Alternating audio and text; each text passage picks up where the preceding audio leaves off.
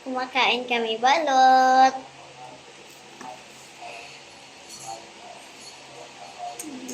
Yummy. Guys, na-miss na namin magbalot. Di ba yung maliit yung sa akin, mami? Or dalawang maliit yung binili mo? Ah. Ayun namin yung ayaw ko malaki. Kasi, oh my God! Yummy. Bakit tapos ka na? Ayun mo.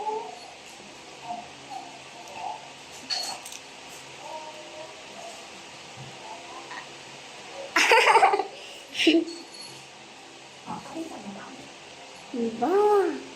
Ayun guys! Ito na yung last part na mahilig na. Hi!